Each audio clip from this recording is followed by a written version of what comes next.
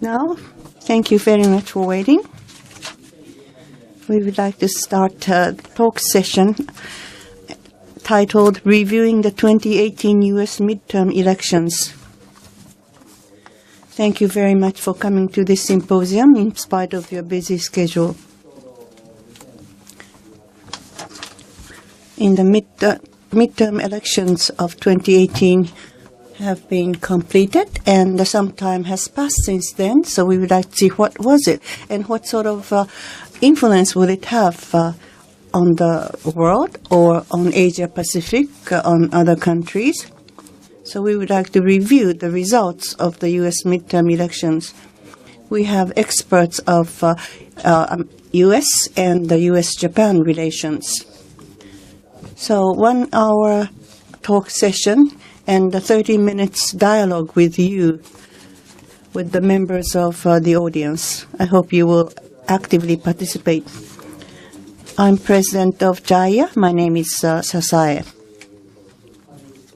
And the panelists for today's session, to my left, Dr. Fumiaki Kubo, professor at the University of Tokyo, and senior visiting scholar at Japan's Institute for International Affairs, or JIIA. I think Professor Kubo does not need an introduction. He's taught at various universities, Cornell, Johns Hopkins, Georgetown, Maryland, Woodrow Wilson, and he was a researcher in those universities. I did it only once, and I wanted to quit, so I really have a lot of respect. And also, he has played very important roles ahead of the American study, and he wrote many books. He's really an expert. And further left from myself, Mr. Yasui Akihiko, Head of Research Department, Europe and Americas, Mizuho Research Institute. In 1991, he graduated from the University of Tokyo. He's quite young, up and coming, and he's quite active. Of course, he's young, seen from my age. And in the Mizuho Research Institute, ever since he was young, he has been doing research there, and he also wrote many books. And policy and politics and economy are his expertise. And further left, though it's not written in the invitation, a sudden participation from JIIA, researcher of the U.S. and the U.S.-Japan relations, Naoko Funatsu, Ms. Funako Naotsu. She also East-West Center, George and Hudson, and all those research institutes for 1 year or so. 1 year ago, she joined JIIA as a researcher, and JIIA has published the strategy comments on this midterm elections. And yesterday, she actually issued this strategy comment, so it was quite a good opportunity to invite her to the panel. Now we would like to start the discussion. First, I would like to ask each one of the panelists to summarize the 2018 U.S. midterm elections. What were the salient points of the midterm elections? 3 points. And please be succinct. I don't know whether it's going to be 3 or it might end in 2. And I say 2 or 3 because, but I think ruling party loses in the midterm elections and reduce the number of seats in the House of Representatives. Since 1902, never a governing party won more seats. 34, 38, and 2002 were the exceptions. So unless the president has high approval rating, the ruling party cannot actually increase the seats. So it was a kind of a normal results. And turnout is 60% for presidential rate, but midterm is 35 to 40% turnout rate. So the party who lost in presidential elections will have pent-up frustration for 2 years, and they will come to the ballot poll.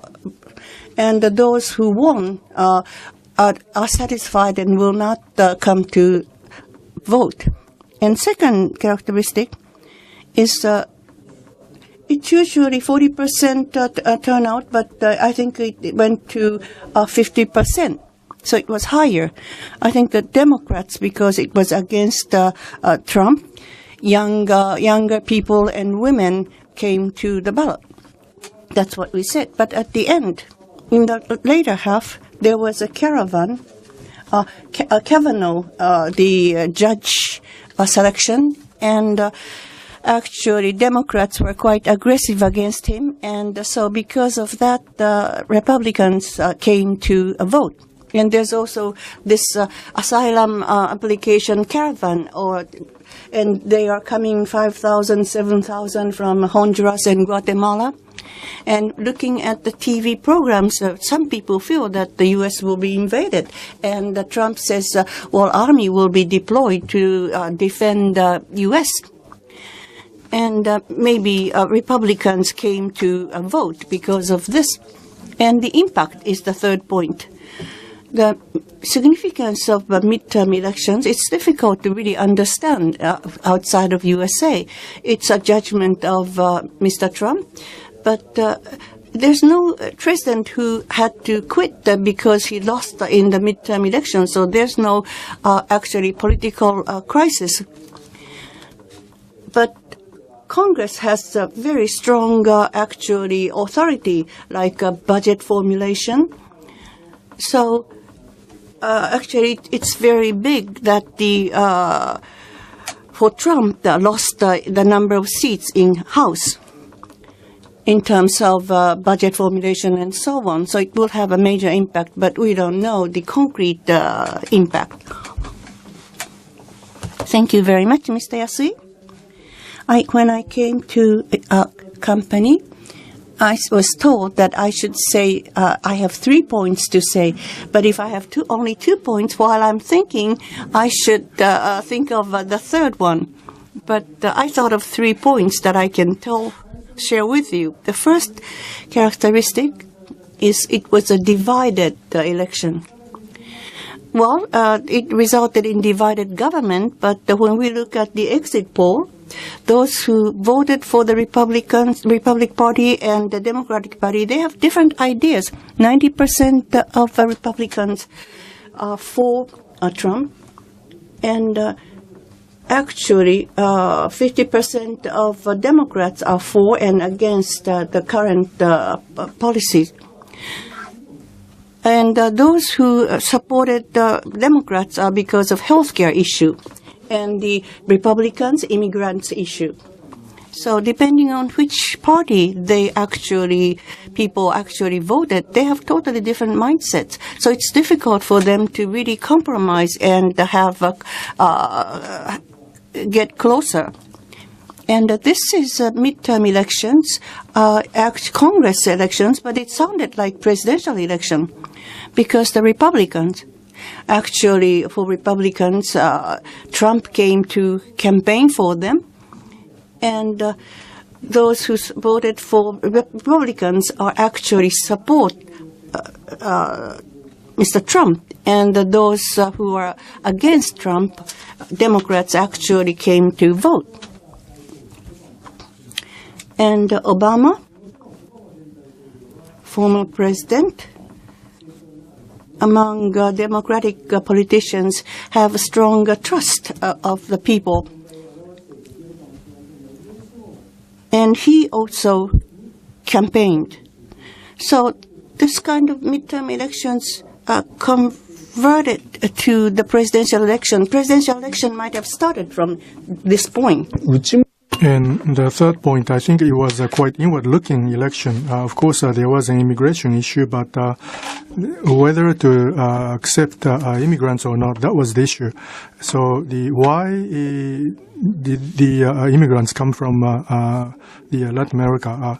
Not that. I think it was an issue concerning why do we have to accept them. To us in Japan, the trade and the U.S.-China relations seem to have been an issue, but that wasn't the case. As I said before, what do they want to? What do they want the president to do? The healthcare and the immigration. In terms of exit poll, trade issue was not part of the the choices. So there was that, and also the protectionism of President Trump. That's outrageous. The Democrats didn't say that, so that was not an issue. So in this respect, this was quite an inward-looking presidential election. And so in thinking about the next presidential election and also Japan-U.S. relationship, this is something that we need to bear in mind. Ms. Hunatsu, I have been jumping into this today, and three issues. Professor Kubo and Mr. Yasui talked about their three choices. And now first, how big the presence of President Trump is something that was salient. Was shown in the high turnout, and 49.3% was turnout, and last time it was 37%. When you consider that, how the turnout was high this time around, and also President Trump's presence means that in the president and the Congress play check and balance roles with each other, and President Trump, as a representative of the Republican, he put that forth and did stump speeches, and that worked, and he won in many states. And so the presence of President Trump was very high. That was the first point. And secondly, over the last 2 years, the Republicans changed its nature in some respects, I believe. And now, first, represented by the conservative Christians, the conservatives, and also the people who, the supporters of Republicans who try to have a small government. They work together and strengthen their support to the Republicans. And third, this is about Democrats. And this time, because the President Trump's presence was high, and I think this is a flip side of it, they wanted to negate President Trump. Such a critical vote against President Trump was expected, but then it didn't really happen in a major way. That was, I think, another characteristic of this midterm election. Thank you. So far, we didn't hear anything surprising. I think listeners were just listening. So there's something that no one mentioned, and this is my observation. The people go away from Trump. He has done many controversial things, and the Democratic women and also young people and also minority people and the people who live in suburbia, including all these people, the so-called blue wave, I thought would sweep the situation. That's what the Democrats expected, but it didn't happen. Why didn't it happen? What about this issue? One aspect to this is this time the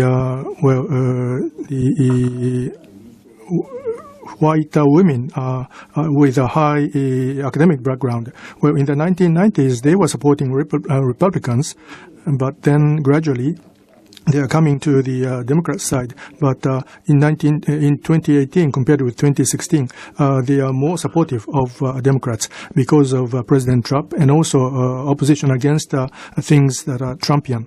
On the other hand, the whites, the low education background men, like high school graduates. There was a very interesting survey by Wall Street Journal. In 1990s, the low educational background white men and high educational graduate there was a very strong gap.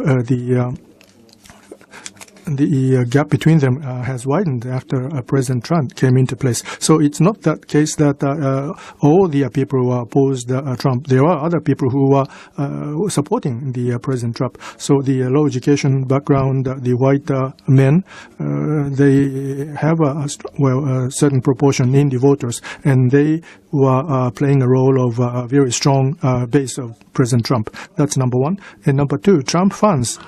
They don't have a very high political awareness. For example, in this election, they were sort of voting for the House member or the Senate. And many of the people didn't know what these people are. So there are many people who didn't go to the booth.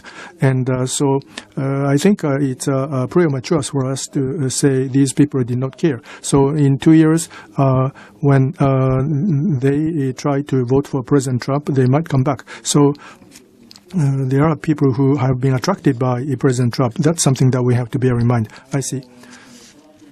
The going away from Trump, this kind of discussion, the independents, there are a very strong base of independents. Both the people who don't belong to Republicans or Democrats, about 40%, and these people, they are going away from traditional Republicans. That is a fact. And also, at the same time, the women. What do you say? People say, women, we have a woman here in the panel. So in the House election, there are more than 100 female candidates for the first time in history, and there are many newly elected. Of the 100, the Democrats accounted for 87, and the Republican women candidates 13. So overwhelmingly, there are quite a few female candidates, and the proportion of women is now 23% in the House, and that has brought about a big impact. And also traditional, the relationship between the regions and the parties. There are many supporters in cities and in suburbs, and also in rural areas. There are many Republicans. The university graduate women voted for the Democrats. So in suburbs, the Democrats got the seats back from Republicans in many places. I think because of the change of the voting pattern of women, this came about. And also in terms of the stronger women, in 1992, it was called the Year of Women. And the Supreme Court justice, there was a sexual harassment issue, and there was a major voting by women, and so there was a huge increase in women senators that was caught our attention. Compared with that, this time, in terms of number, it was quite big, but in terms of social impact, still we are sort of witnessing the impact to be brought about. Another issue is economy.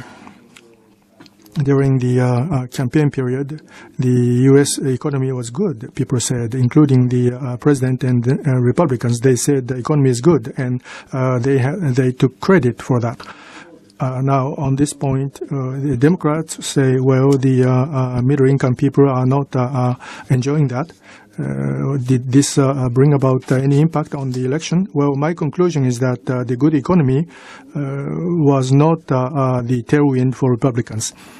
Of course, if the economy was bad, they would have lost more seats. One can say that. But then, with such a good economy, did Republicans increase seats in proportion to that? I don't think so. What does this mean? To me, because economy was too good, what I mean is economy is good, and so that in itself is not an issue. whether economy is good or bad, or whether the employment is increasing or decreasing. That wasn't really a big issue. So people focused on other issues. So the issues sort of spread. So what is most important at this moment? If you do such a survey, then immediately after the financial crisis, the economy and employment was the most important issues. But these days, as I said before, it's healthcare, immigration, gun issue, and so the government is corrupt and so on. So economies is on the same level as other issues. So just economies alone cannot be a winning point. But the Democrats, yes, there was a tax cut by Republicans, but that will benefit the well-to-do and the large corporations.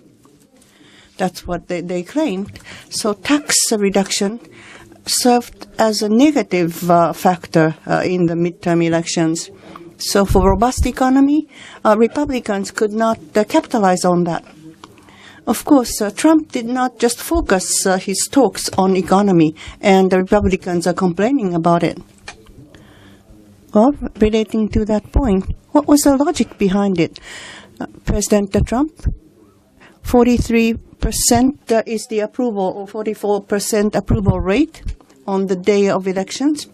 And it's low for full employment environment because of other issues. So it remained at 43%. And it served as a drag on a certain Republican candidates. What about the future of U.S. economy? It has been good, and the elections were held in this benign environment. But what's going to happen in the future? What about the presidential elections after 2 years? Will the economy have impact on that? Some people say during Obama administration there was a seize of good economy, but it's too much for Trump to take credit for good economy right now. I don't know which one is right, but everybody thought the good economy is for granted. What about internal policy? As a result of the elections, House, the Democrats has the majority, and the Senate, and the Republicans did not achieve 2/3, but it has the majority. So it's a divided government. And I think partisanship will be stronger, and it's going to be difficult. What about that position? What will be the major issues in internal politics? What will become more difficult because of the results of the midterm elections? And what about Russia? Interference by Russians? What's going to happen about this story? What's going to change soon is that Congress has strong authority, and they can legislate, and it's equal between Senate and House. So in terms of budget, there has to be a compromise between Republicans and Democrats. But actually, in the last 2 years, military expenditure increased because of not divided government, but because of the divided government, it's going to be difficult. And what's Democrats are waiting for is that they will monopolize the chairpersonship of all committees, so they can actually pursue scandals. And there always has been scandals. And the possibility of compromises infrastructure investment. Yes, we can fund the infrastructure project, but Republicans are saying that the licensing and permits should be easily obtained. In other words, by 2 years. Everything will be 2 years. You can get the license to construct and start project in 2 years. But actually, environmental assessment is part of this process. But from the Democratic Party, environment is a very important factor. So just giving money is okay, but if there is an ecology issue, it might be difficult to compromise. And the third important point is related to a Russian issue. But what about impeachment?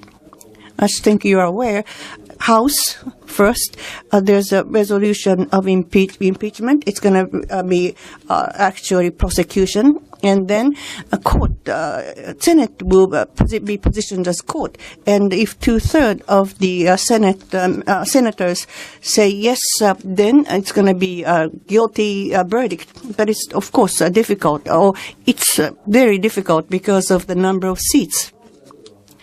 But President Trump dismissed the session Secretary of Justice. He was... Because Attorney General, and he wants to actually pursue Mueller, special prosecutor. And if that happens, there will be a strong movement of being against Trump, and the Democrats will, of course,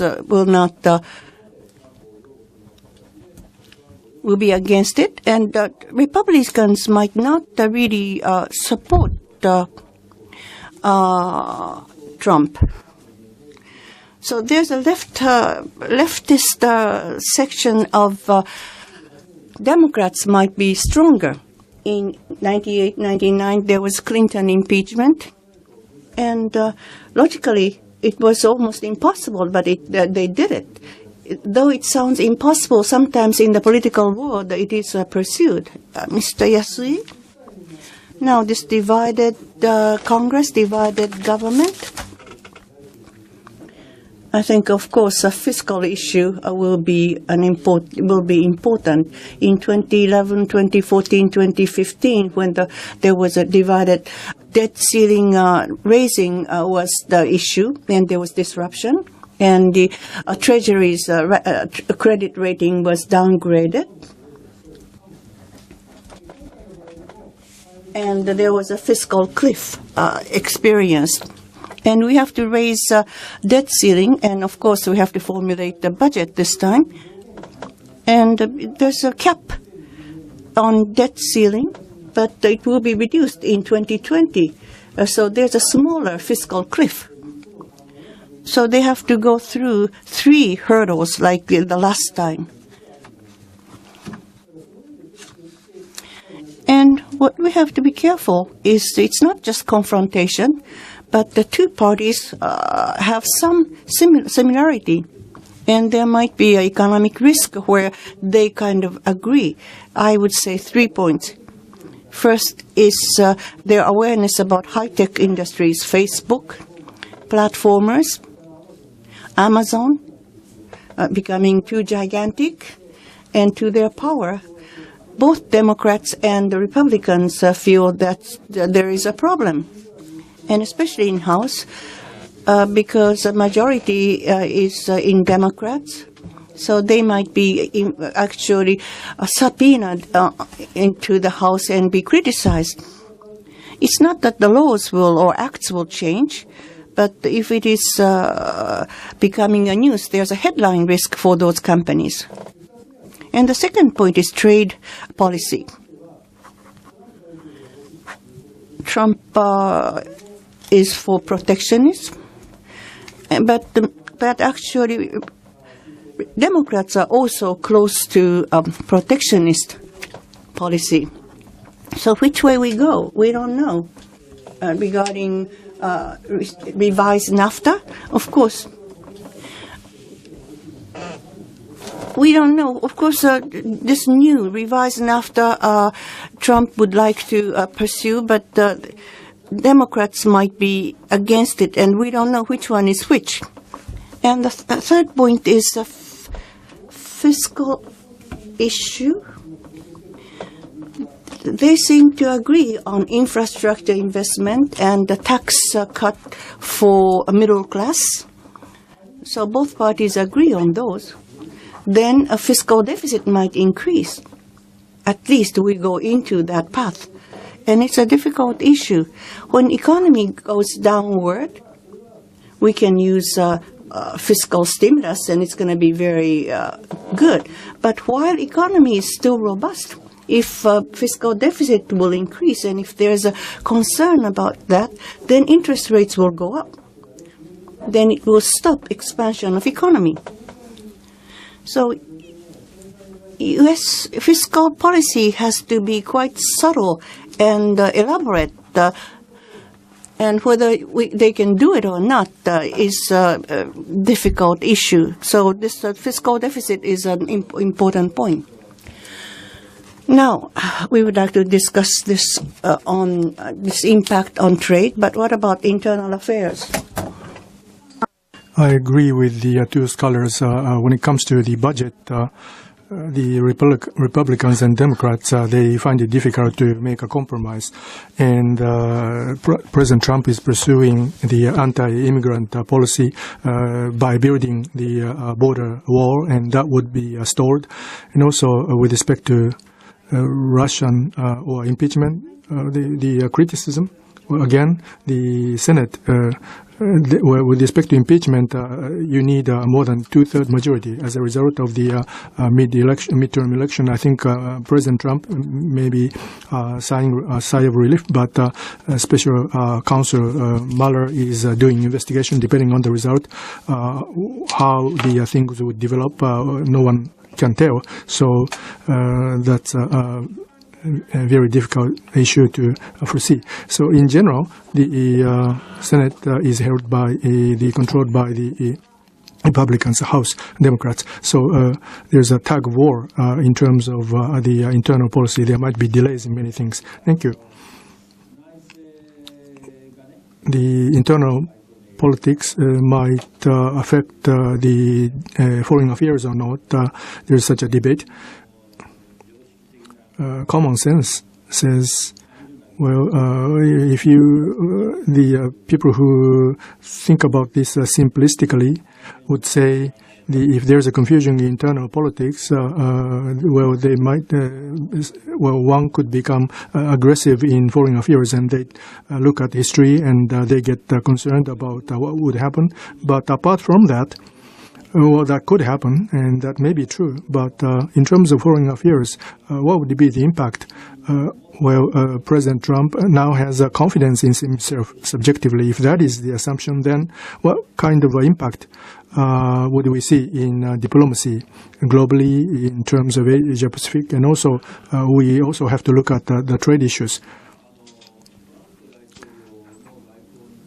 With respect to President Trump's diplomacy, from the very beginning, he has been quite aggressive. So, well, will he become more aggressive now that he has lost the majority in the House? I think he will maintain his speed.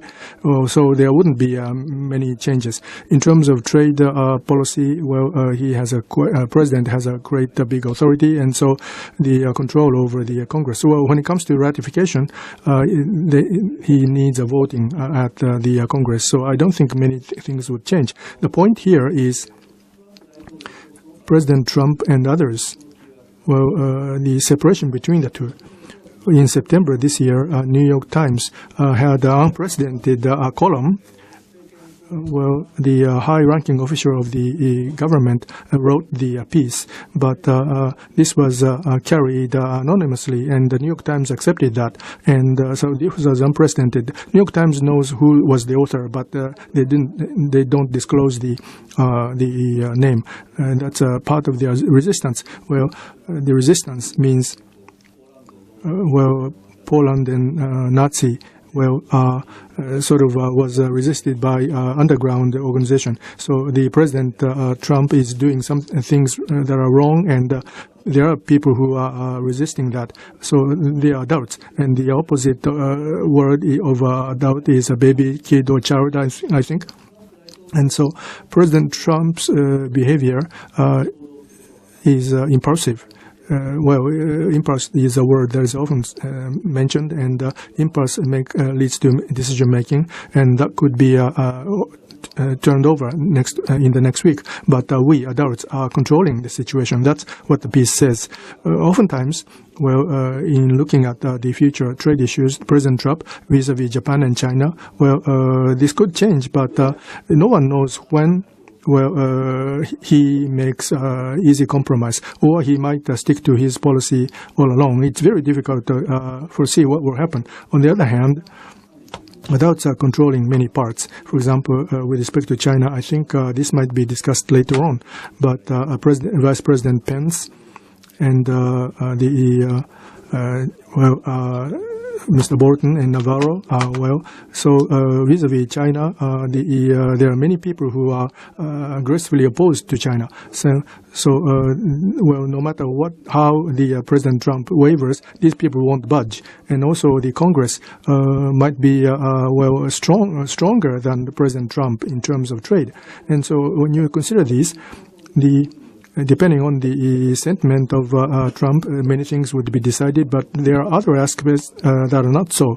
And in the mid to long term,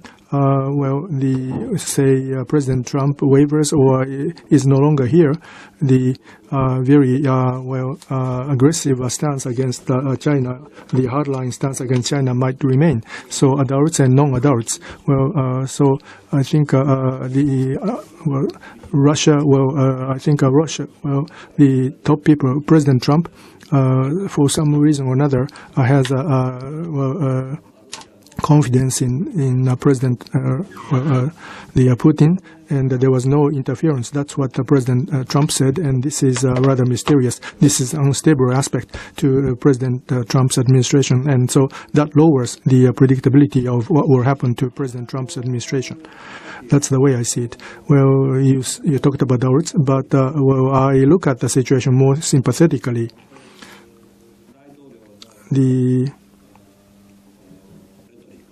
If you look at the rhetoric of President Trump, or if you look at the tweets of President Trump, on the surface, it looks like they're just the reactions of what's happening.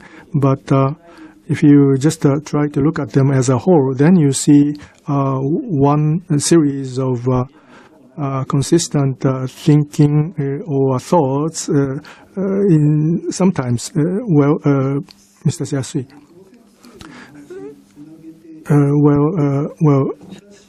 As Professor Kubo said, what I'm concerned about the U.S. economy is adults or the grown-ups.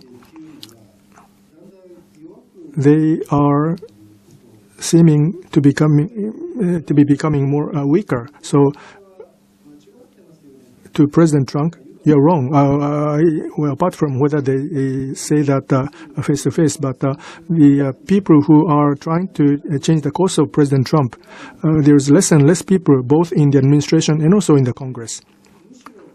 Rather, what President Trump says, of course, there are many aspects that they disagree with, but if there is anything that they can go along with, they just want to get on the bandwagon. So they would like to piggyback on President Trump. That's what seems to be occurring. So that's my concern. And I see that particularly with respect to China, Vice President Pence sees a big issue, and he covers very broadly. And I don't think President Trump is thinking about those broad issues. Of course, in the United States, there are many issues that are considered, but there are people who are concerned about human rights issues, but not so about protectionism. There are other people who are concerned about protectionism, but not other issues. There are many kinds of people, but if you are there are people who just look at the China issue and they want to go along with President Trump, and there are people who are conservatives who support President Trump because of tax cut. And so, in this respect, the President Trump might go his own way. But he looks at only a narrow scope of things. So other people around him might go first. So at the beginning of his administration, President Trump understands the situation, doesn't understand the situation. So people around him should, give him more knowledge. This kind of a situation is narrowing, getting smaller. So let's look at the situation from a different angle. If you look at the diplomacy so far of President Trump, or Trump's color, or power in a way, or perhaps threat, intimidation sometimes, what are his forthcoming aspects? There are many people who criticize President Trump, but for example, North Korea, the summit level diplomacy, that never happened in the past. But what's been happening after that, different people may have different evaluation. But it was the Americanness, or the only American who would have been able to make it possible. And from such a person as Vice President Pence, it was a very difficult stance. And there are people who praise President Trump. So economy and the trade policy, those people who have apprehension about those, they're actually praising and praising Mr. Pence's policy, harsh policy against China. Should it be appreciated or should it be criticized? Well, your question, do you think we can think of it as positive a stance, or if we cannot really appreciate that, then what was the point? It's a difficult question. There's an obsession about trade deficit. 1987, there was the ad on the first page. So ever since that, there was this obsession about the trade deficit, but I cannot really appreciate it. And the relationship with allies. And Mr. Trump might think that if allies are in difficult positions, it's time to really rob them or take everything he can. So there's that sort of concern. On the other hand, if we can appreciate he might brace the trail in experimental way in trade. He actually imposed sanctions. Of course, it is unilateralism, but it has been quite harsh on China. And in case of Mr. Trump, it's limited to trade. But South China Sea and Vice President Pence is covering more issues. So U.S. is using resources and showing that they're feeling against China in action, not just rhetoric. And China might be bewildered, and so it might be effective in a way. Reducing tariffs, or foreign owners' holding can be raised, or there's a damage liability system. So actually, China is making a compromise. So China is really U.S. rocked the boat, and China is reacting. So this sort of a really hard-line action might have been effective. Junior Bush, George W. Bush, and Obama administration, their approach to China was kind of too soft. But because they were soft and it didn't work out, and that is why there's this opposite direction now U.S. is pursuing. I don't know whether it's good or bad, but it's a maybe new frontier. And this policy might be effective in a way. But China was actually enjoying free-riding free trade system so far. But its economic presence and its security presence have increased. So we cannot leave China as it is. So what the government is doing are not all negative. Mr. Yasui? Regarding economy, actually,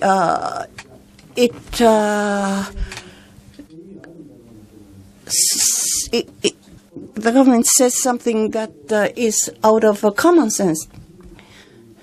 So far, learned people and politicians do not deny free trade system. There was that sort of a tacit understanding.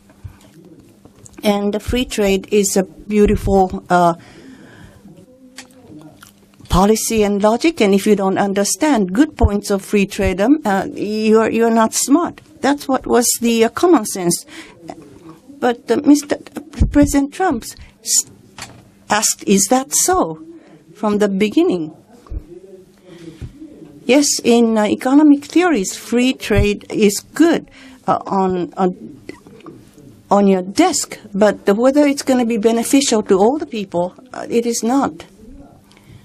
In reality, each country cherishes its own interests.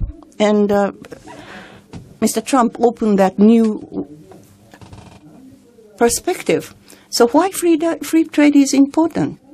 Why do we have to cherish free trade system? We have to start giving explanation. Each country has to give explanation anew. So in that sense, he actually started the new aspect. Wrecking ball. There's a big ball, steel ball, which will break the building. And The Economist had that sort of a cover saying a wrecking ball of Mr. Trump. So as everybody says, it's okay to kill something, but what's going to happen? What do you do after killing something? In trade policy, as Dr. Kubo said, yes, in 1980s and 1990s, there has been these issues, and there's a continuation of issues, and we discard those issues. Those policies will not work. So you can break things, but what's going to happen after you break the current system? That's maybe the next generation of Mr. Trump or Democrats might have to come up with that idea. Well, we started the trade policy, so I would like to talk about impact on trade policies. In 1980s and so on, we discussed those, but now President Trump, what did he do? It reviewed NAFTA. That was the first attempt. And withdraw from NAFTA, that's what he said. And as a result, there was renegotiation, and renegotiation has been completed. So how do you evaluate that? Is that a credit of Mr. Trump in diplomacy? Or is it just a protectionism, especially in trade of autos? So let's start from this point. How do you view this NAFTA renegotiation, and also with trade with EU and the chorus FTA with Korea? There's a common pattern about renegotiation. Very hard line first, and use harsh words. But at the end of the day, they take some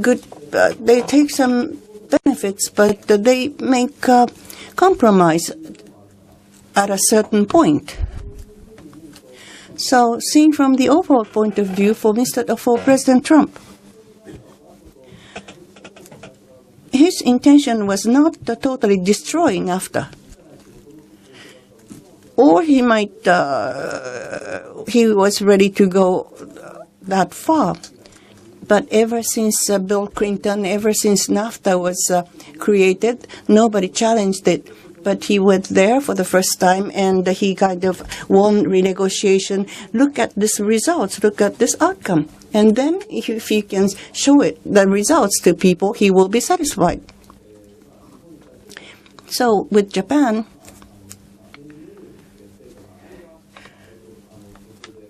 if there's some results, and it might bury his hatch, and it might be true with China. But China is different, so he is dealing with China in a different way, and he is more hardline, or he is maybe more persistent, it seems. That's the way I look at it. Thank you. We just, he just mentioned China, and the Vice President's the speech about China, and also the joint declaration, and third country, that was what you mentioned. So in a very specific way, the IP or the forced the trade, the technology transfer, or the whatever the case, or the issues that we look at China, Chinese issues, they are all pointed out. So on these points, between China and U.S., what would be the path ahead? What would happen to U.S.-China relationship? And also, in light of this, what would be the position of Japan? What should be the Japanese perspective? So, Mr. Yasui, thank you.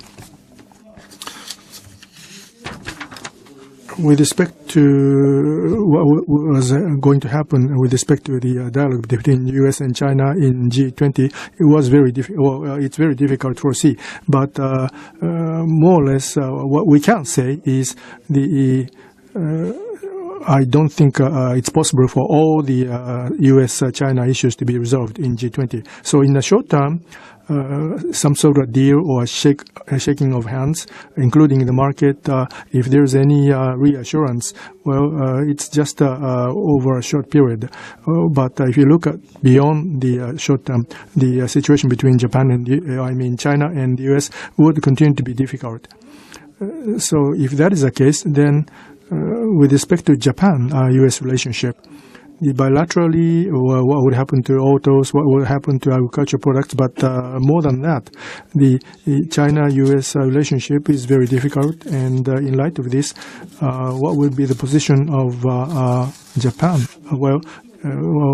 I think this is going to be a very important issue. For the U.S., probably Japan would stand on the side of the U.S. and would face China squarely. I think that would be easy to understand the development of things.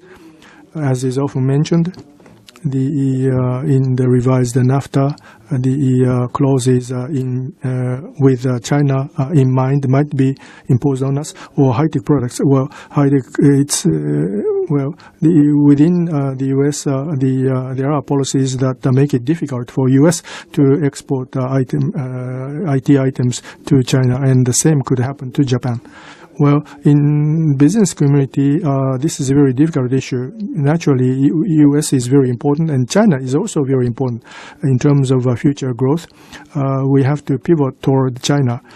There are many businesses that have thought of this, so which to choose is very difficult. But if you were to force to choose,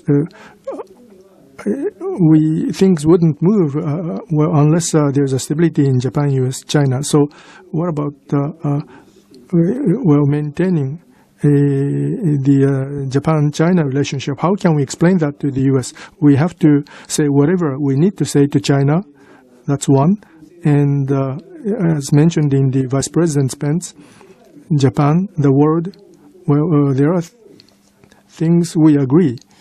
And perhaps before the U.S. says something, we should urge China to work on those issues, whether we can do it or not. That is perhaps a path that Japan should take. Exactly. In a way, we do share the awareness of some issues about China with the US, and the EU the same with China. Well, they are trying to reform WTO, and of course the US and also Japan are involved. One background to this is,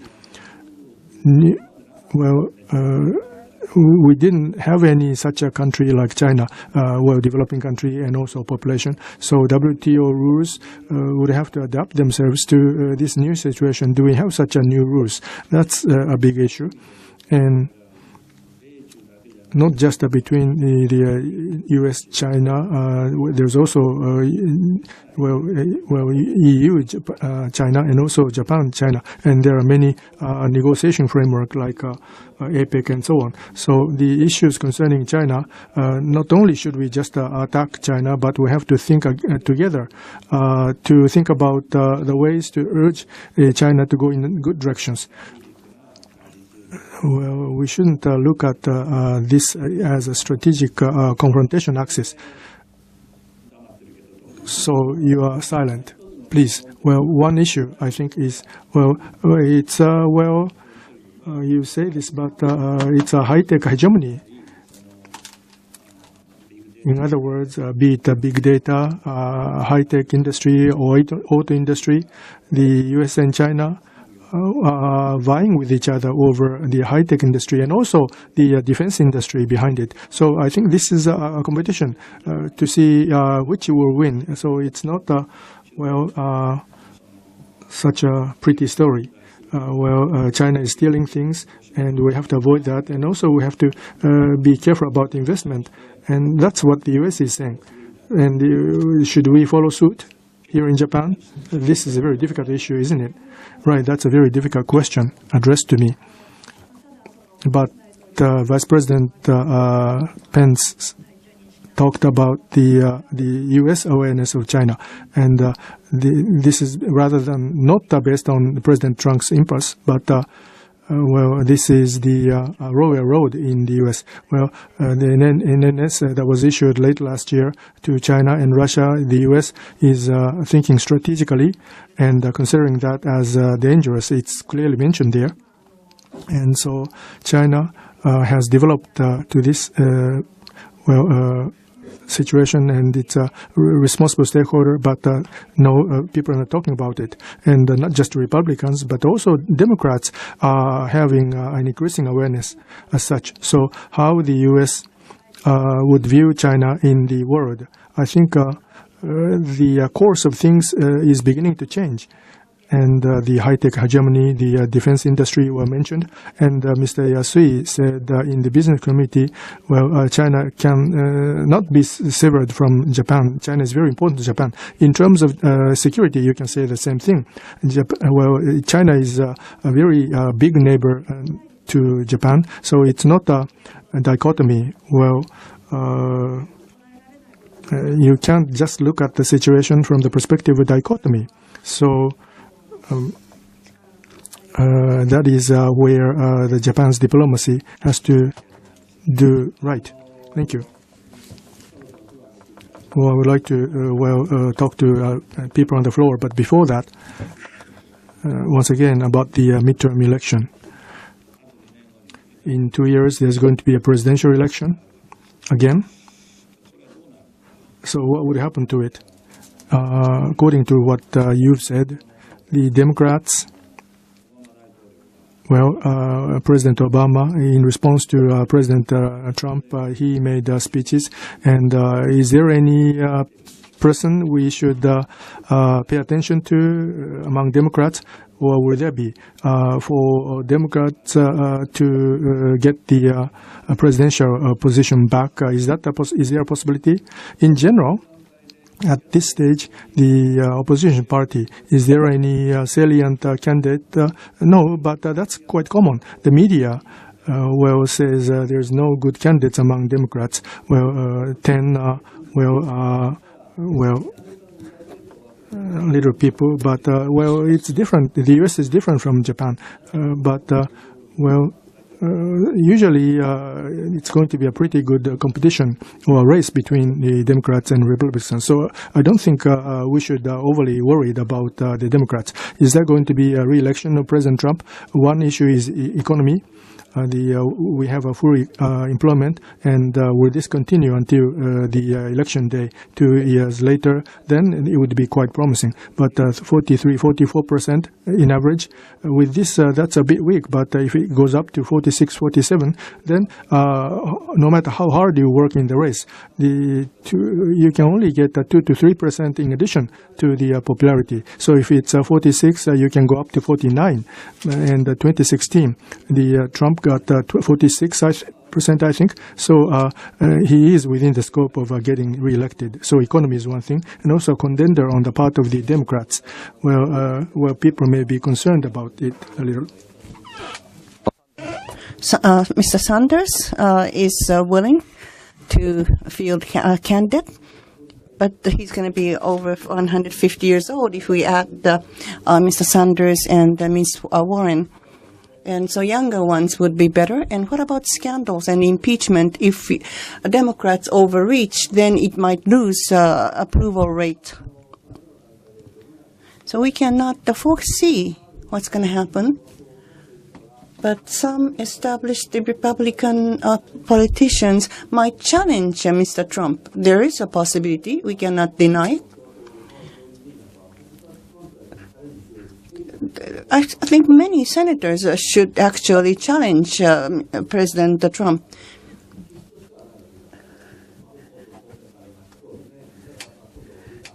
And in Utah, there was a new senator. He might challenge Mr. Trump. So, actually, if there's an internal coordination and if no contender will come up, then actually ruling party will lose. And we have to watch what's going to happen. Mr. Yasui? As Professor Kubo said, I have similar view.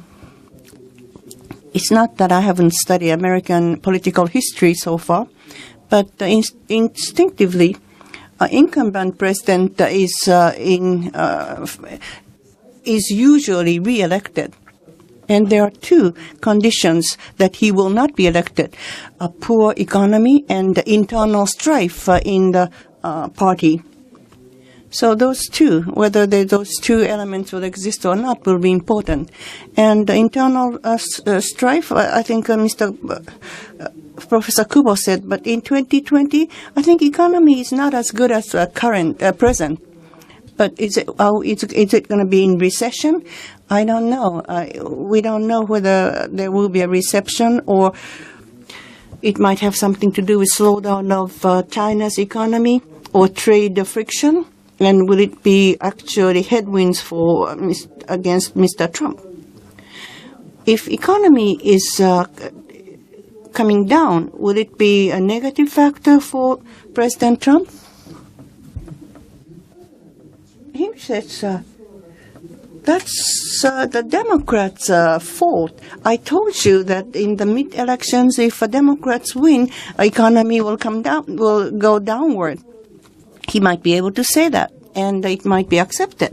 So even though the economy is in poor situation, he might be able to win. Not Democrats. Well, candidates. But rather than candidates, what does the Democratic Party would like to do? What is what sort of policies they would like to pursue? We cannot see. And when we see, and from Japan, it might be kind of worse than a Republicans' policy. Now, the results of the midterm elections, my first impression is that the Republicans were strong, led by President Trump, including conservative religious people. But what's going to happen after 2 years from now? And Democrats? Well, we saw the results. But there are many states that they had very close race, especially southern states where conservatives have been quite strong, like Texas and so on. And Democrats did not win, but Beto O'Rourke, actually, in Georgia, first African woman, Abram, actually, Colorado, Florida, Gillum, Alexander Gillum, those strongholds of Republicans, there were new Democratic candidates who had a very close race. So it's a positive factor for Democrats. But as a professor said, what will be the policies of the Democrats? They're culturally democratic. Will they be liberal? Or will be moderate, focusing on disparities and inequality? We cannot see the political direction of Democrats. That's a factor which causes uncertainty. But I think we see signs of new changes in Democrats. Will there be a woman candidate to be president? Well, this time many women were quite successful, and some of them were young and did not have any experience. So it was a hop stage, and the presidential position is the hop, step, jump. So we don't know whether there will be some promising candidate to be a president among women. But Mr. Obama came out of the blue, and then he became president. So there's that sort of dynamics in the U.S. politics. So we can expect some. In the House, Ocasio-Cortez in New York, 29 years old, Puerto Rican, youngest one, was taken up by mass media. And that sort of candidate might shine, and it might be a very interesting, it might be a rising star, and it might be a very interesting situation. Now, we would like to open the floor. はい、手を挙げてる人。 Anyone? Please wait until your microphone is brought to you. Please give us your name and affiliation if you do belong to an organization. Thank you for the talk. My name is Abe with Marubeni. Well, I would like to ask you 3 questions according to the tradition. 2, economy, 1, politics. 1, with respect to trade war between the U.S. and China. Well, which economy will be impacted more strongly? According to IMF, short term, China will be impacted more, but over the long term, the U.S. would be impacted more. Now, because of the middle, the consumption or intermediate goods and also final goods. Well, the second question about the U.S. MCA, the foreign currency provision, how far would be the impact? And there might be a similar clause to be concluded with Japan. According to IMF rules, it says. But how broad will be the impact? And the third question about Russia, why Trump is supporting Russia so strongly? Any view? Thank you. So to the first question, it's a very interesting economic situation, Mr. Yasui. Thank you. The U.S. and China, which will be affected more painfully. In terms of numbers, frankly speaking, you can create any numbers as you want. And what would be what would the tariff be imposed, and what would be the assumptions? Well, depending on that, you can create any numbers. But as you said, over midterm, this, or over the longer term, that, I think consensus is exactly what you've said. But whether it will be maintained or not, well, I would like to give you two perspectives. Whether this will be continued, it's not an economic issue; it's a political issue. If the economy worsens, whether you can withstand it or not. China might withstand it. The U.S., they have elections, so they have to respond if the economy drops. And the floor or the level of economic growth, it's being higher in China. Whether it drops or not, there's a big room. The U.S., it's growing larger than Japan, but there's so much room. So the impact could be greater on China, but which will be more impacted, that's a different issue. And the U.S. and China, they can withstand it because they're big countries. The issue is countries surrounding them. So the countries that export to China and also countries that have weaker economic fundamentals. These countries would be impacted earlier. That's a risk. And if these countries can't withstand, which countries I don't say, but the global economy, there are other risks than U.S. and China, like high-tech or IT. The demand might be decreasing. The China may be slowing down economically. If the U.S. interest rate increases, there might be money going away from emerging economies. There are many risks. When they converge, the strain might be felt with the countries that are surrounding U.S. and China, and that would impact the whole globe. So that's what we are concerned about. U.S. and China may withstand it, but the other countries might be weak. About the currency clause, as you pointed out, the USMCA, what you see in USMCA is not such a big issue. Basically, it's following the IMF's principles, and the obligation of the two countries is they have to notify with each other when there's a intervention in Forex. That's but the Japan and other countries, what they're concerned about is the trade negotiations and the foreign currency issue are now discussed on the same table, and they are now in the same treaty. There used to be a firewall before, but it's no longer there. So that might impact China and Japan, and the U.S. might say even more stronger aggressive things to Japan. That may be a concern. But from now, this is my personal view. But everything you are saying is your personal view. The forex rate and the trade imbalance, there are a relationship between the two. The trade imbalance and the forex.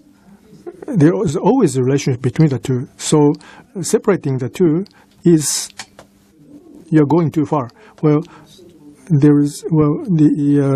are different government departments that do the trade negotiation and the forex, but you have to talk with each other. At a certain point in time. What happens if you don't do that? There's going to be more strain, and something big needs to be done. Plaza Accord is one good example. To avoid this kind of a situation, to some extent, this is very difficult, but to some extent, the relationship between the two, you have to just talk with each other according to the principles that may be IMF rules. That has to be reaffirmed. So that can be done. That's my recent view. The third question, what was it? Russia, right, Russia. Okay, please. This is the most difficult question, perhaps, but President Trump, to begin with, whether the country in question is a democratic country, he doesn't look at that. So, he just lumps China, Mexico together, and Japan. So,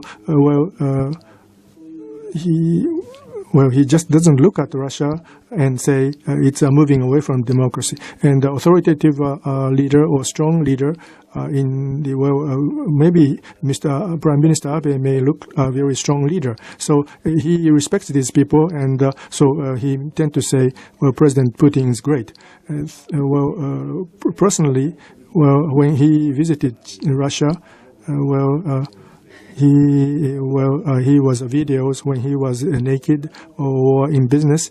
Well, maybe he has a debt to Russia, so that kind of a personal relationship might be there. I don't know because it's in the dark world, so that could be playing a role. Additionally, about U.S.-China, the political issue is more larger. Well, right, I thought U.S. was fragile, but in the midterm election, well, because of trade friction, the Republicans didn't really lose big seats, number of seats, and being a producer in North Dakota, they are still 70% of them are still voted for Trump because of other reasons like religion. So it's not the case that everyone, because of the U.S.-China friction, are against Trump. And in terms of lobbying, the people don't listen to lobbyists these days. So China, in terms of inflation and outflow of capital, in many ways, it might affect the country more. So it's not a genuine economic issue. And also Xi Jinping, for Chinese leader, having a good relationship with, or contending with the U.S. Leader would work good for the Chinese people. Thank you very much. About which country is affected the more negatively, U.S. or China? What Mr. Yasui said. China's debt has been increasing in the last 10 years. U.S. and China government, as well as businesses, have increased the debt compared to all other countries ever since global financial crisis. And also emerging economies' debt is increasing. So globally, there might be a debt crisis. And which country will be, what is the trigger and which country will be affected more negatively? And what Mr. Yasui said was important. China itself. Because of the regime and the government control, they might withstand the negative impact. But countries around China, which are small and weak, they have financial loans, and especially corporations are borrowing a lot of money from China, and there's some concern. And when there's more friction between U.S. and China, they will be negatively affected, and it might be a trigger for a debt crisis. And we have to keep watching this carefully. About the currency provision, as Mr. Yasui said, from a fiscal point of view, that should be actually discussed in the market. But TPP-12 negotiation, in the process of TPP-12 negotiation, we separated the forex currency issue and the trade issue. And the content was actually agreed by IMF. But USMCA,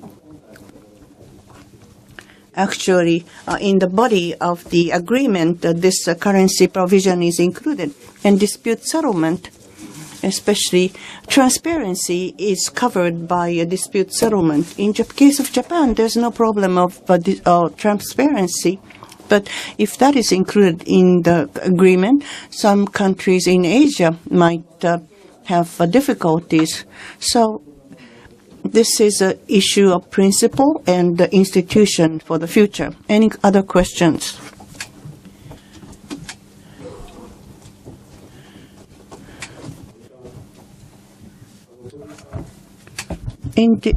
Individual member.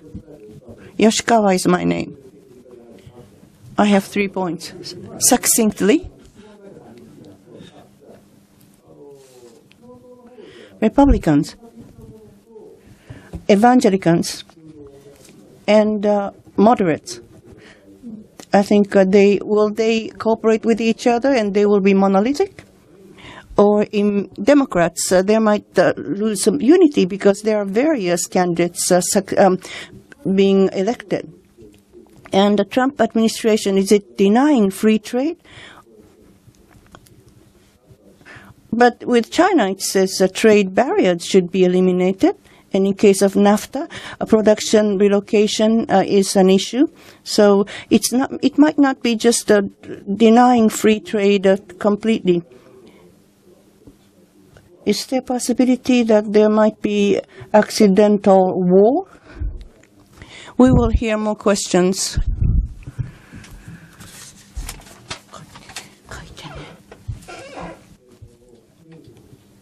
Meguro is my name. I'm freelance journalist covering Okinawa. Okinawa has media issues. And so I'm interested in U.S. media and their position. Overall, I think media is becoming a political player. That's the impression I have. In the midterm elections this time, mass media, what sort of influence did it have? New York Times, CNN, liberal media were anti-Trump, and they had almost anti-Trump campaign. And there was a reaction to that. And actually, those people who do not read or listen to a media that they dislike, filtering the media. What about that situation? Sasagawa Peace Foundation. Fukuda is my name. Watanabe. Wisconsin, Pennsylvania, Michigan, Ohio, all Democrats won.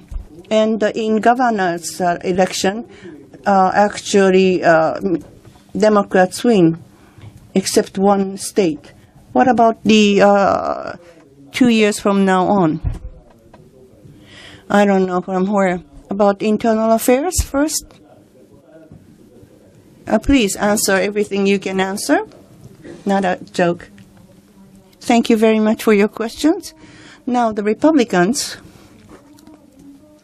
tradition of the Republicans, well, President Trump actually completed getting support from a conservative religious group. But regarding other constituents, for example, those who are for small government, that's one characteristic of the Republicans, but the Trump administration is not especially pursuing that. So religious conservatives is the strong supporter of Mr. Trump. And in the next 2 years, well, in the last 2 years, actually, the support from this sector has increased. But it's not that all Republican constituents are supporting Mr. Trump. We cannot say that at this rate.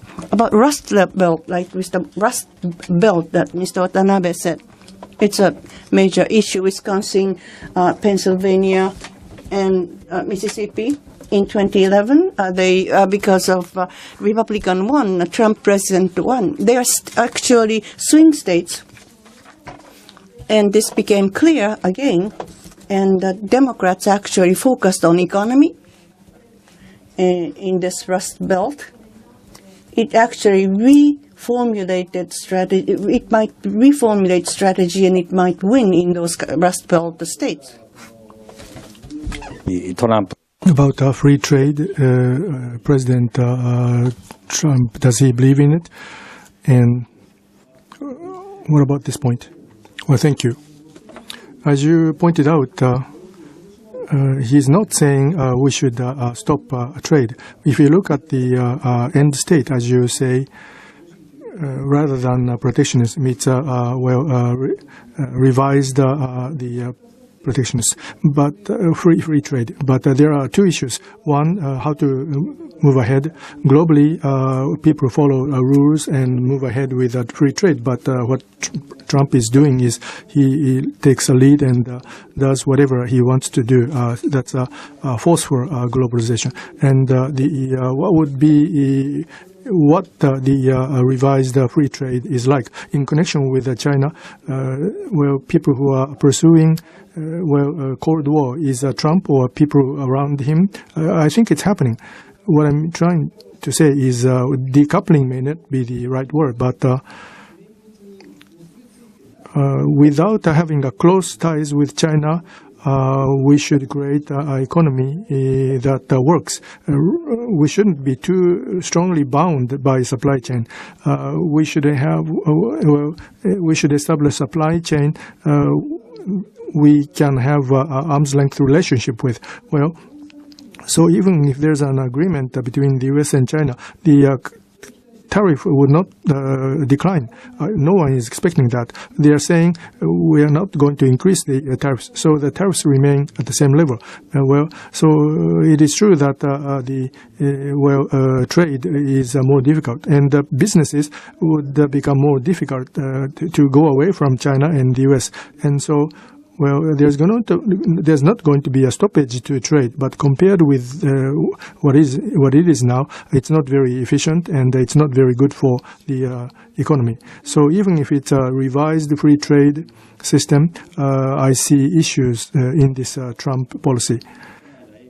We had the APEC meeting just the other day, and in the declaration there was controversy and it wasn't issued. They failed to issue one. So that has reflected on what you said. For President Trump, the worst thing is the multilateral. The next one, bad thing, is free and open. The best is fair. I think that's his way of looking at things. So multilateral trade system, he doesn't like multilateral. So he is going in the direction bilateral. On the other hand, from the perspective of China, protectionism is means the U.S. China is not protectionist. So to define protectionism,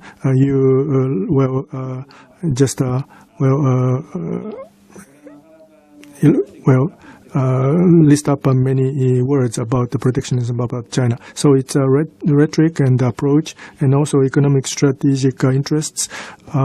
There is a strong conflict between the U.S. and China. And as I said before, the revised or revisionism, I don't know, but there may be a debate. But now, Professor Kubo, what about the other point? The China war, the accidental war, and also the role of the political role of the media. Thank you. Just the other day, over South China Sea, vessels, the battle vessels of China and the U.S. came with each other in the vicinity of 40 meters. The top-ranking officials are not trying to do that. There might be the people in the lower ranks who are trying to do that. But the Secretary Mattis is not going to stop the freedom of navigation operation. So this tension will continue. And the East China Sea, there's not much things that are changing. So accidental conflict is a risk, continuous, not just in South China Sea. I think I see that. For media, about the media, already the U.S. media has been polarized. There are liberals who read New York Times and watch NBC and CNN. The conservatives, newspapers, there may be people who don't read newspapers and watch Fox News. The rating of Fox News is high, and there's a lack of confidence in the media. Among the Republicans, there's a very strong distrust of the media. And so President Trump say fake media, and he attacks the media. And I think that's reasonable for him to do that. And also, several times I joined a rally held by President Trump, and when he makes a speech, there's a tower, and there are And he says these are most decided people in the world. And then people clap their hands. And so there are people who are very pleased with what he does. And now, so the media reporting was salient in 2016. Well, liberals and moderates, they thought that it was not a very good idea for Mr. Trump to do that. And so they actually did negative reporting. That's a fact. But those people who watch these reports are liberals. And so because of this, how much effect was that from this? Not much, perhaps. The American media, which comes first, I think political polarization comes first. But in the media world, unthinkable in Japan, there's a polarization going on in the U.S. So, people who belong to the same group, they talk with each other, but not much conversation between the two groups. Tanabe-san, swing states, Democrats were successful, and also in a governorship as well. Microphone, please.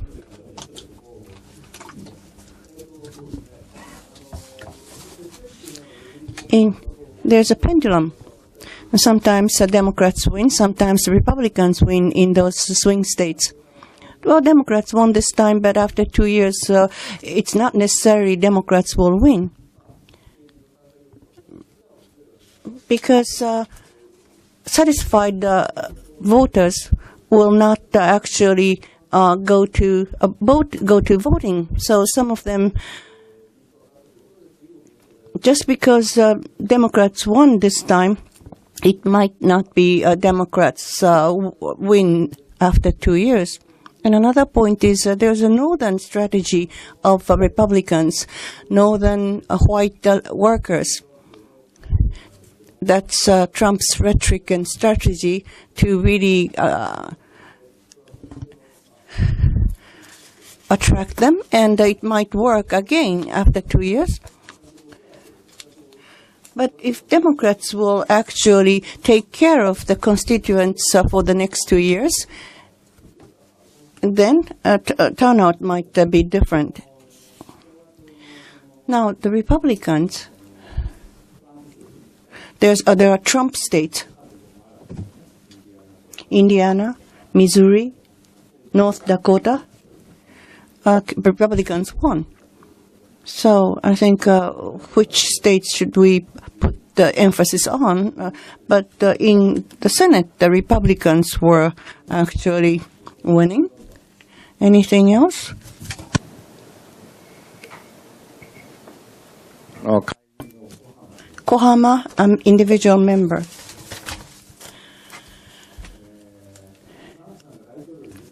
When Mr. Trump was a candidate, I thought he might want to make money becoming a president. That's how I felt. But in the last 2 years, Mr. Trump's business, his assets, did his wealth increase? If you have any information, I would like to hear it. And nobody says anything about that. First, when he became president, Krishna's real estater was almost bankrupt, and China said something referring to that. But is there any intention on the part of Mr. Trump to make money by becoming president? And my impression is during the bubble in Japan, when we bought New York and Los Angeles properties, he had quite a difficult time. So he believes that he has negative views about the Japanese, that Japanese are too shrewd. But Mr. Abe went there first. And I think Mr. Abe is really making a major contribution for Japanese. I think his rating in Japan is too low. Maybe we should encourage, we should have a media in Japan who should encourage what Mr. Abe is doing. Well, At the beginning,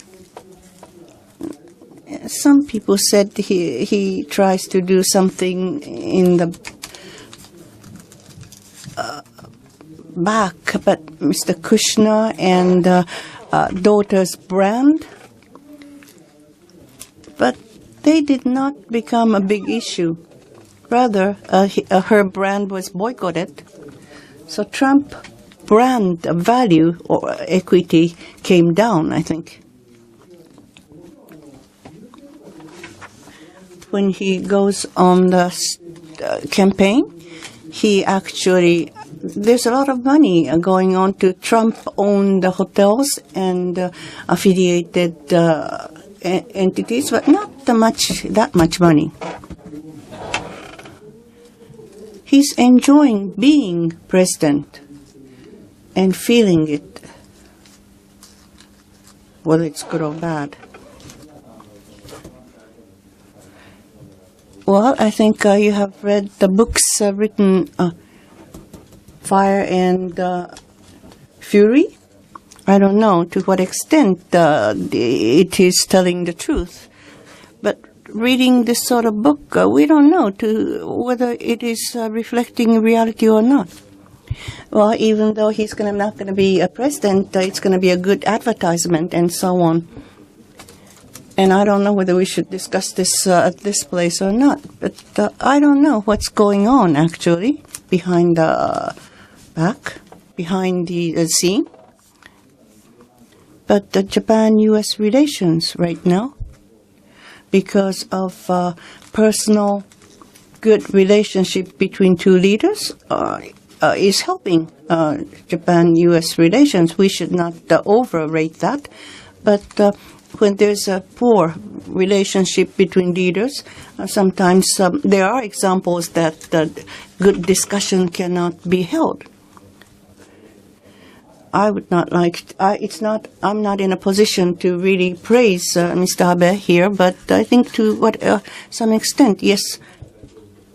For president who doesn't have any principles of diplomacy, personal relationship might be important for him.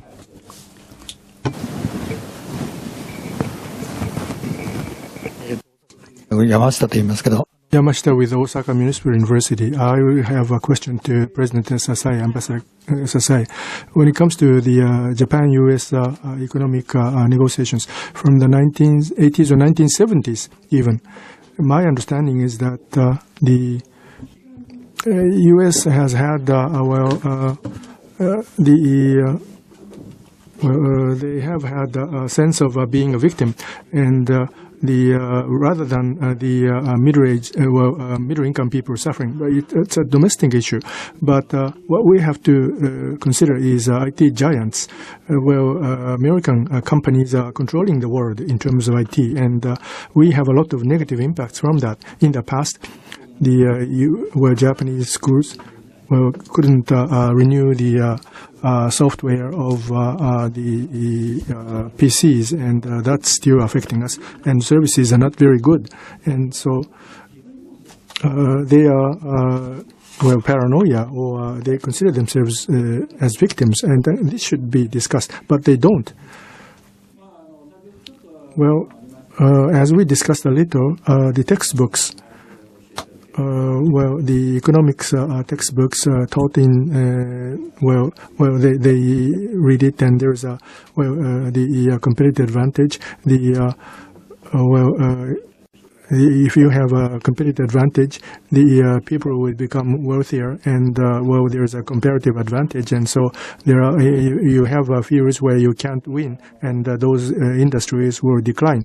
That happens between advanced countries, and also between advanced country and developing country. As a result, labor, particularly in the advanced countries, some become unemployed. That may become a political issue rather than an economic issue. So economics are occasionally overturned by politics, and you can see that. And so all politics have a local aspects. So you say it's a domestic issue and it's just an issue of some workers, then it would be good news to us. But in reality, that's not always the case. And it is true that, if you can say it's the root cause of all the issues, the steel industry, coal industry in the U.S., whether it's the most important issue when it comes to these, it's debatable. And also the U.S. is all about the service industry and high-tech industry. But the difficulty of politics is, you look at these partial aspects and relieve them and adapt them to the reality. That's a very important issue, and it's a realistic issue of reality, not only in the U.S. but in Japan. We have to be humble about that. Maybe there are some other viewpoints. It is exactly as you say. In the 1980s, we had the Japan-U.S. trade friction, and when I joined the company, that was there, and there's a highest balance when it comes to trade imbalance, and the issue is the lack of savings in the U.S. That's what people said. But then, did it lead to resolution of frictions, as was just mentioned? No, that doesn't happen. So we have to do this rite of passage once again. But in the next summit, what Japan is trying to do, if you look at the agenda, there's a global imbalance, and so that could be discussed, perhaps. But that alone would not bring people together. Because trade negotiations is all about politics. Question? The second time? No, somebody else. Sorry. Takahashi from NHK, thank you very much. My question is, Mr. Kubo said actually Mr. Trump will go amok in the future as well. Why can he do it? Why can he be wild? 2 years ago, because of his unique characteristics and without any political experience, that was the explanation. But there might be structural issues. Actually, impact of Congress on the White House might be coming down, or bureaucrats, because of the big increasing importance of NEC and SC. And the people who have good diplomatic experience are actually losing jobs or leaving or relationship with allies might be, the importance of that might be coming down. So Donald Trump will go wild and go amok if there is any structural reason. After 2 years, after 6 years, there might be second Trump if there is a structural reason for that. What about your view? Structural issues, rather. I think Mr. Trump's personality, because he cannot actually accept a trade deficit, and he doesn't listen to it. He doesn't like briefings, and he doesn't read books. So there's no way to persuade him and convince him. And if there's subordinates who tell him in a way what to do, he will be dismissed.